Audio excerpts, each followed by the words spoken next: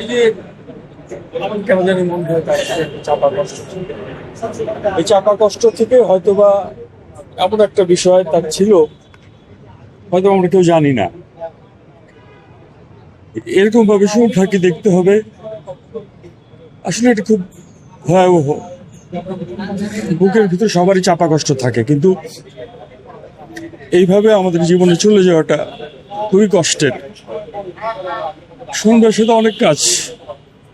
আমি আমাকে অনেক শাসন করতো। একটা শাসন করা বড় ভাই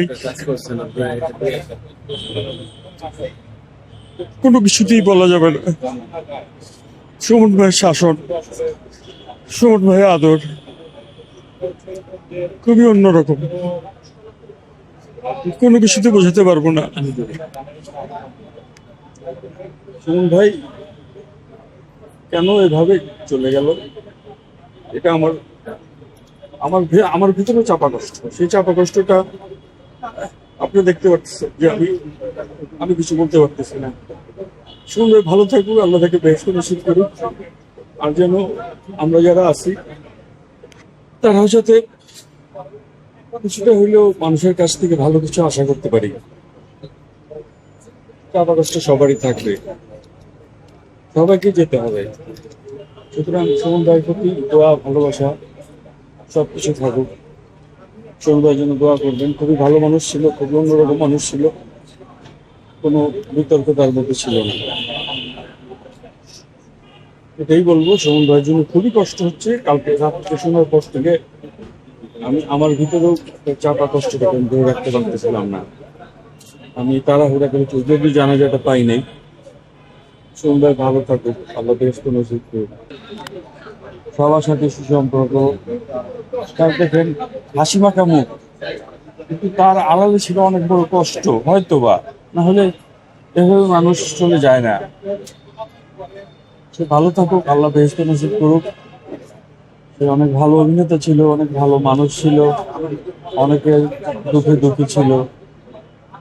আমাদের আমাদের অবশ্যই সিনিয়র, সেখান থেকে খুবই ফ্রেন্ডলি ছিল। আমাকে খুব শাসন করে কথা বলতো। আমি শাসনটা মিস করবো তার। একটা বড় ভাই, খুব কাছের একটা বড় ভাই। হ্যাঁ, সেক্ষেত্রে মানে বলতে গেলে শুধু কষ্টই বাড়বে, কষ্টই বাড়বে। হ্যাঁ, স্মৃতি যদি একটু স্মৃতি।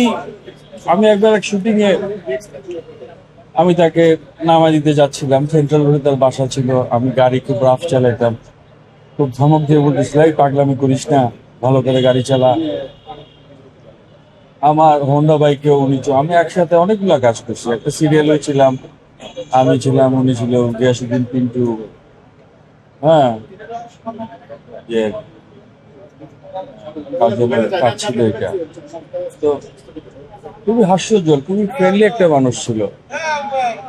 আমি যেটা বারবার তার কাছের জনের কাছে জানার চেষ্টা করি যে এত কিছু চাপা কষ্ট থাকলে তার একটা কোনো ট্রিটমেন্ট কিংবা কোনো একটা বিষয়, যেমন আমারও চাপা কষ্ট, আমিও চেষ্টা করতেছি ওভারকাম করার জন্য। বুকের ভিতর কষ্ট থাকে, একাকিত্ব, ফ্রাস্ট্রেশন। এখান থেকে আসলে এখন আধুনিক অনেক কিছু বের হয়েছে মানুষকে, তবে অভিমানটা মানুষ এখান থেকে বের হতে পারে না। ওখান থেকে সে চেষ্টা করে না, সে তখন চারিদিকে শুধু সাদা কালো দেখে একটা সময় কালো হয়ে যায়। এরকম হয়তো বা তার অভিমানটা খুব বেশি ছিল, এখান থেকে সে কাউকে কোনো কিছু বলেনি।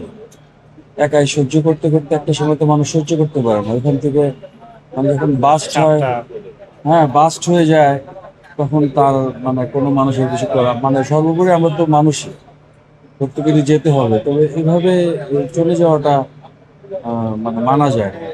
মনের খুব গভীর একটা দুঃখ, কষ্ট, একাকিত্ব থেকেই হয়তো বা এই জিনিসটা হয়। কিন্তু আমাদের এইভাবে আহ, সবার উচিত একটু মানে ভালোভাবে থাকা উচিত। আপনারা দোয়া করবেন তার জন্য, আমরা দোয়া করি। আর যেন কারো এরকম না হয়, সবাই যাতে ভালোভাবে থাকে, হাসি খুশি থাকি, একটু মন থেকে হাসতে পারি। শুধু সামনে কৃত্রিম হাসি দিলাম তা কিন্তু না, মনের ভেতর থেকে যদি হাসতে পারি, সবার সাথে মিলেমিশে যাতে সুন্দরভাবে ইয়ে করতে পারি। হ্যাঁ, উচিত আর কি।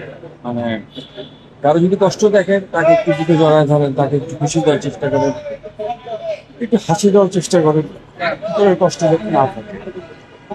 এটা একটা যুদ্ধ, মানে এখন এই যুদ্ধটা বেশি। অকারণেই মানুষের মনে কষ্ট হয়, দুঃখ হয়, জীবন যুদ্ধে সংগ্রামে অনেক বেশি রকমের ব্যথা কষ্ট থাকে। কেউ সহ্য করতে পারে, কেউ পারে না।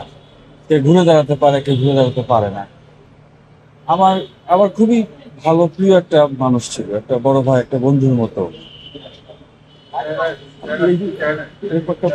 ভালো লাগলে লাইক কমেন্ট করে আপনার মতামত দিন।